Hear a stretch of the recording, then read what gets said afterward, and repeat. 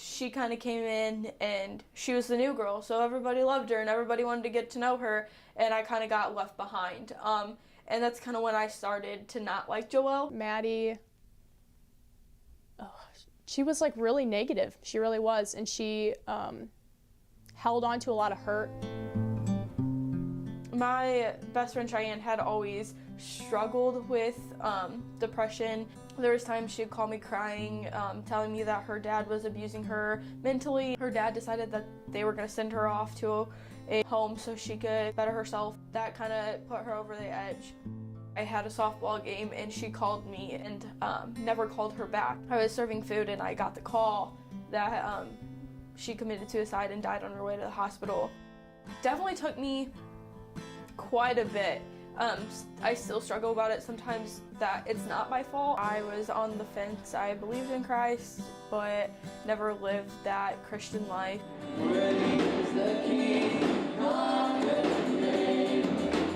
Then in college, something happened where she asked to go to Encounter with me. Whatever we brought in with us, God, I pray that you can raise our eyes up.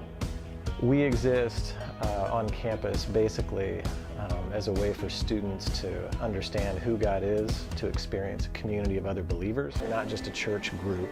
We really do want students to encounter the God who made them. It was evident that the Lord had been working through her. Dear God, I just want to thank you for Encounter is my home away from home. It definitely has been my saving grace in college, and being able to be here and meet my best friend and reconnect with a girl who I used to hate, and now she's my best friend and I love her, and I couldn't imagine doing life without her. There's no such thing as being incredibly distant from God unless we choose it. And so when people come to that space where they say, I need to understand more about why I'm created and who I really am, when they're looking for answers of meaning and beauty and depth, then faith becomes a very real thing for them in that moment.